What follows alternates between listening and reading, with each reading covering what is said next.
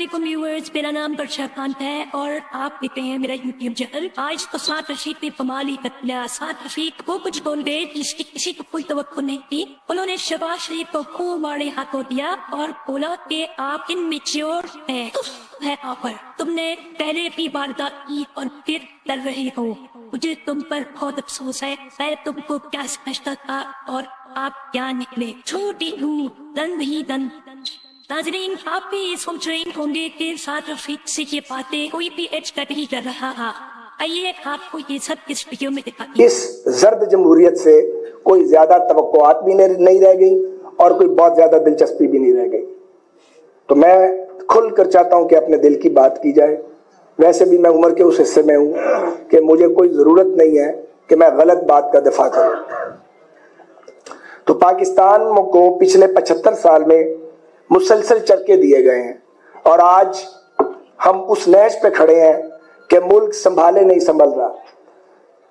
माशी अबतरी अपनी इंतहा पर पहुंच चुकी है, दहशतगर्दी फिर सर उठा रही है और हम एक दूसरे के साथ दस्तो गिरेबां हैं। एक दूसरे को गंदा करने के चक्कर में हमने लोगों को भूखा मार दिया।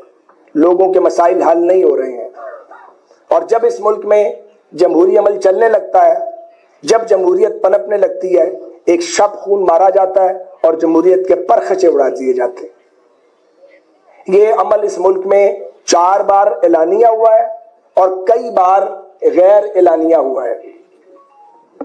तो मेरी गुजारिश ये है कि हमें बात करनी चाहिए। अगली जिंदगी की अगली सांस का पता नहीं है, बात हम क्यों ना करें। हम आजाद लोग हैं। ठीक है, पाकिस्तान कागजों में आजाद हुआ, पूरी तरह आजाद नहीं हो सका। लोगों को आजादी मिल नहीं सकी। लोग मुख्तलिफ किस्म की जंजीरों में जकड़े हुए थे, जकड़े हुए हैं। वो जंजीरें टूट रही हैं, फिर दोबारा पहना दी जाती हैं।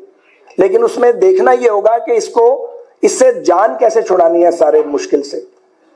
तो मेरी सबसे बड़ी शिकायत जो है सियासी कारकुन के तौर पे, वो पाकिस्तान की सियासी क़यादतों और सियासी जमातों के साथ है। और मेरी शिकायत दिन ब दिन बतौर एक सियासी कारकुन के वो पहले से ज्यादा संजीदगी इख्तियार करती जा रही है और मैं तकलीफ महसूस करता हूं बहुत ज्यादा, और उस तकलीफ का इजहार भी करता हूं, कभी पब्लिक में और कभी अपनी जमात के अंदर भी, कि पाकिस्तान की सियासी क़यादतों के साथ आखिर क्या मसला है। ये क्यों अपनी जमातों को मुनज़्ज़म नहीं करते। ये कहना कि इन्हें मुनज़्ज़म नहीं करने दिया जाता काफी हद तक सच है, लेकिन जब जमाना अमन होता है तब काम क्यों नहीं करते आप ग्रास रूट लेवल पे जाके क्यों अपने पॉलिटिकल वर्कर्स को ऑर्गेनाइज नहीं करते, क्यों स्ट्रीट पावर आप गेन करने की कोशिश नहीं करते। और जब फिर लड़ाई होती है तो चंद 100 लोग होते हैं वो मरने के लिए और जेलें काटने के लिए चंद दर्जन रह जाते हैं, बाकी वोट मिलते हैं हमें करोड़ों की शक्ल में। और जब जद्दोजहद का वक्त आता है तो चंद 100 लोग। ये मामला क्या है। ये हम हर इल्जाम एस्टेब्लिशमेंट पर नहीं लगा सकते। जिन्होंने मार्शल लॉ लगाए उन पर तो वो इल्जाम नहीं है, वो तो जराइम है। उन जराइम को तो समंदर के पानी से भी नहीं धोया जा सकता और वो हर शख्स अपने किए की सजा पाएगा। कुछ पा चुके हैं, कुछ पाएंगे आइंदा। वो तो बचत नहीं होगी ना इस दुनिया में ना अगले जहान में। ये कलमे के नाम पे बनने वाले इस मुल्क के साथ जो खिलवाड़ किया गया है, जिसने किया है, जिसका नाम मालूम है या जो पीछे रह के खिलवाड़ करता रहे, सब अपने अंजाम को पहुंचेंगे, बच नहीं सकते। ये तो पॉसिबल ही नहीं है। लेकिन मेरा जो सवाल है वो पाकिस्तान की तमाम सियासी जमातों के साथ है कि इनके साथ मसला क्या है। कितनी इन्होंने ठोकरें खानी है, कितने तजर्बात और करने हैं इन्होंने।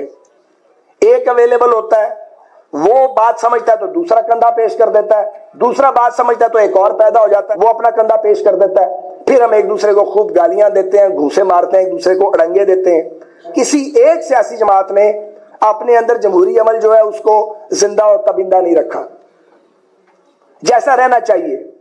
इख्तलाफ होता है, हम बड़ी बड़ी सख्त बात करते हैं अपनी जमातों में, सुना भी जाता है, लेकिन जो मायार चाहिए वो मायार नहीं है।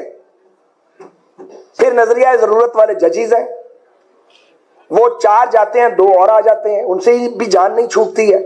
ऐसे ऐसे फैसले आते हैं कि इंसान सर पकड़ के बैठ जाता है। ऐसे ऐसे फैसले आते हैं जो मुल्क को अरबों डॉलर का टीका लग जाता है, उन्हें कोई नहीं पूछता। वो पवित्र है, उन्हें पूछा ही नहीं जा सकता, तौहीन लग जाएगी आपके ऊपर। अब तो वो वक्त आ गया कि लोग चाहते हैं कि उन पे तौहीन लगाई जाए, क्योंकि मुल्क की तौहीन तो ना की जाए, आइन और जमहूरियत की तौहीन तो ना की जाए। کوئی اپنے رشتہ داری کی بنیاد پہ فیصلے دیتا ہے, کوئی اپنے چیمبر کی بنیاد پہ فیصلے دیتا ہے, کوئی اپنی ضرورت کے تابع فیصلے دیتا ہے. یہ کوئی طریقہ ہے؟ اس طرح چلتے ہیں ملک؟ 22 کروڑ کا یہ ملک ہے, نیوکلیئر پاور ہے, تماشا بنایا ہوا ہم نے, ایک دوسرے سے بدلے پہ بدلہ, بدلے پہ بدلہ. کتنے بدلے لینے ہم نے ایک دوسرے کے ساتھ؟ بدلہ تو پاکستان کے ساتھ لے رہے ہیں. اندازہ ہے کہ اس وقت ملک کہاں کھڑا ہے؟ ہم اپنے گھر چھوڑ آئے پار, ہم مہاجر ہو کے آئے, سب کچھ چھوڑ آئے, اچھے خاصے کھاتے پیتے لوگ تھے ہم میں سے بہت سارے, یہاں آ کے ہاتھوں پاؤں سے کام کرنا پڑا. ہم غدار ہو سکتے ہیں جنہوں نے یہ ملک بنایا ہے؟ تو فیصلہ تو ہم نے کرنا تھا کہ پاکستان کدھر جائے گا, فیصلہ کوئی اور کرتا رہا یہاں پہ. یہ قبول نہیں ہے بالکل بھی, یہ ناقابل قبول ہے. اور افسوس ہے اور تف ہے شہباز شریف ہمارے اوپر, تف ہے تم پہ کہ جو بات میاں نواز شریف کو سمجھ آ گئی تمہیں سمجھ کیوں نہیں آئی؟ چلو تم نے ایک بار واردات کر لی, ایک بار تو سبوں نے واردات کی, تم پھر واردات کرنا چاہتے ہو. کتنے اممیچیور آدمی ہو تم, کتنے سطحی شخص ہو تم. کتنا افسوس ہے. کیا میں آپ کو سمجھتا تھا اور کیا آپ نکلے ہیں, کتنا تعلق تھا آپ کے ساتھ, کیا کیا آپ نے؟ جھوٹی جھوٹ, جھوٹی جھوٹ, جھوٹی جھوٹ, گند ہی گند, اتنا گند. تو میں آج کے دن یہ کہنا چاہتا ہوں کہ اگر جان چھڑانی ہے اس عذاب سے, جو عذاب بار بار آ جاتا ہے پاکستان پہ, کبھی کسی شکل میں کبھی کسی شکل میں, تو پھر سیاسی جماعتیں مہربانی کر کے رحم کریں, اپنے اندر الیکشن کروائیں, الیکشنوں کے ذریعے قیادت کے فیصلے کریں. غلط فیصلے کرتے ہیں ہم ٹکٹوں کے, کوئی نظام ہی نہیں ہے سیاست میں, نیچے سے ریکمنڈیشن ہی نہیں آتی ہے. وہ ویسے ہی ایم پی ایم این اے آ جاتے ہیں, وہ آ کے ٹامک ٹوئیاں مارتے ہیں, مشکل ٹائم پہ ساتھ کھڑے نہیں ہوتے. کتنی بار یہ تجربہ کرنا ہے؟ اب بس ہو گئی ہے یار. جوان جہان تھے, ٹین ایجر تھے جب آئے تھے, میں 60 سال کراس کر گیا ہوں, ابھی بھی نہیں بولنا تو کب بولنا ہے؟ قبر میں جا کے بولیں گے, بولنا پڑے گا. یہ جمہوریت ہے.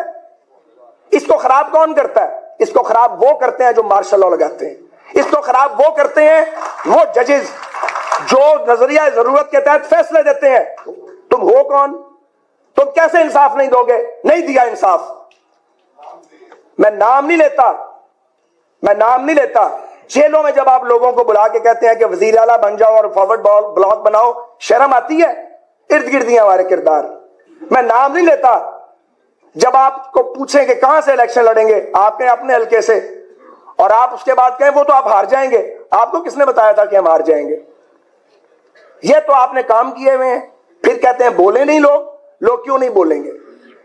لیکن آج میں آپ کو یہ گزارش کرنا چاہ رہا ہوں, آج نہیں میں کئی دن سے یہ کہہ رہا ہوں کہ ذمہ داری اب سیاستدانوں پہ 100% پڑ گئی ہے. عمران خان کو ڈسکوالیفائی کیا سازش کے تحت کیا. کیا کیا تھا خان صاحب نے؟ کیا گناہ تھا عمران خان کا کہ وہ جدید پاکستان بنا رہا تھا؟ اس نے میرٹ کی, پاسبانی کی, اس نے پاکستان میں 5.8 جی ڈی پی لے کے آیا, ہر جدت وہ لے کے آئے. تو یہ تو ہوتا رہے گا آئندہ بھی اگر سیاستدان سنجیدگی اختیار نہیں کریں گے, الزامات کی سیاست کریں گے. یہ گلے میں ڈھول پڑے گا سیاستدانوں کے. تاریخ جو ہے وہ پولیٹیشین کو پوچھتی ہے, تو سیاستدان پھر اپنی ذمہ داری کا مظاہرہ کر لینا, کریں ایک مساق جمہوریت کو ایکسٹینڈ. کیوں نہیں کرتے؟ میں جانتا ہوں اچھی طرح کوئی کسی کو سیاست سے مائنس نہیں کر سکتا, سزاؤں سے کوئی پولیٹیشین مائنس نہیں ہوتا, ورنہ ملائیشیا میں انور ابراہیم مائنس ہو جاتا, کوئی مائنس نہیں ہوتا. لیکن خجل خراب ہوتا ہے. پاکستان کی سیاسی جماعتوں کو سول سرچنگ کرنی چاہیے سنجیدگی کے ساتھ, میری جماعت سمیت سب کو, کہ ہم کھڑے کہاں ہیں, ہمارا نیریٹو کیا ہے, پاکستان کے مستقبل کو کیسے لے کے جانا ہے. ہر جماعت کو اپنے اندر جمہوری ادارے بنانے چاہیے جو نہیں بنائے جا رہے. اپنے دفاتر قائم کریں, گراس روٹ لیول تک جائیں, اپنے پولیٹیکل ورکر کے ساتھ مکالمہ کریں, کوسچن آنسر سیشن کریں. اس لیول پہ جمہوریت کو لے کے جائیں کہ ریکمنڈیشن کون ٹکٹ لے گا, کونسلر کا, ایم پی اے کا, ایم این اے کا, نیچے سے آئے. یہ ڈویبلز ہیں. یہ ہم نے کئی بار لکھ لکھ کے تجاویز دی ہیں, کوئی پارٹی نہیں کرتی, کوئی مین سٹریم پارٹی نہیں کرتی. ڈائنیسٹک پالیٹکس پاکستان کا مستقبل نہیں ہے. اور ڈائنیسٹک پالیٹکس جو ہے یہ بھی آتی ہے مارشل لاؤں کی وجہ سے, کیونکہ جب لیڈر کو آپ جیل میں ڈال دیتے ہیں, اس کے پورے خاندان کو آپ رگڑ دیتے ہیں, ساتھ والے بھاگ جاتے ہیں, اس کے پاس کوئی راستہ ہی نہیں رہ جاتا کہ وہ اپنے قریب ترین لوگوں پر ٹرسٹ کرے اور اپنی فیملی پر ٹرسٹ کرے. کیونکہ اس کا نیریٹو لے کے پھر فیملی چلتی ہے. سو یہ گناہ بھی ان کے سارا ہے جو لیڈروں کی ڈاؤن سائزنگ کرتے ہیں. مگر لیڈران کو بھی سوچنا چاہیے کہ وہ اپنی جماعتوں کے اندر جمہوری انتخابی سیاسی عمل کو چلائیں, اپنا نیریٹو ڈیموکریٹک نیریٹو لے کے جائے گا. اور پھر یہ تو پنجاب ہے, یہاں آپ کھل کر بات کر لیتے ہیں. چھوٹے صوبے ہیں جن کے بغیر پاکستان مکمل نہیں ہوتا. عمران خان صاحب لڑائی رکھیں, آپ آخری بات ضرور لڑیں, اپنا نیریٹو بھی بنائیں. ہم بھی لڑیں گے, ہم اپنے نیریٹو کے ساتھ لڑیں گے. میں آج کے دن یہی کہنا چاہتا ہوں, سیاسی جماعتوں کو جمہوری عمل تیز کرنا پڑے گا, سیاسی قوتوں کو ایک دوسرے سے بات کرنی پڑے گی. اگر ہم آپس میں بات کریں, مکالمہ کریں, ہم مستقبل کی راہ متعین کریں, بحث پارلیمان کے اندر کریں, لیکن اگر ہم ایک دوسرے کے گریبان پھاڑیں گے, ایک دوسرے کو گھسیٹیں گے, تو کبھی کسی وقت پاکستان میں کچھ بھی ہو سکتا ہے. ناظرین, جیسا کہ آپ نے دیکھا اسعاد رفیق نے یہ بیان دیا, مگر اس بیان کے دینے کا مقصد کیا تھا اور کس کی طرف اشارہ تھا. انہوں نے آج عمران خان کی بہت تعریف کی اور یہ بھی کہا کہ عمران خان کو سازش کے تحت اللہ دیا ہے اور اس نے اس ملک کو ترقی پر پہنچایا اور اس نے اور اس کے دور میں GDP 5.8 پر تھا. لہٰذا ان پر یہ کہنا تھا کہ عمران خان کے ساتھ جاتی ہوئی ہے. میں آپ سب سے یہ جاننا چاہتی ہوں کہ یہ سب کچھ دیکھنے کے بعد آپ لوگوں کو کیا رائے ہے. پلیز کمنٹس میں اپنے خیالات کا اظہار کریں. ملتے ہیں بہت جلد آپ سے نیکسٹ ویڈیو میں انشاءاللہ.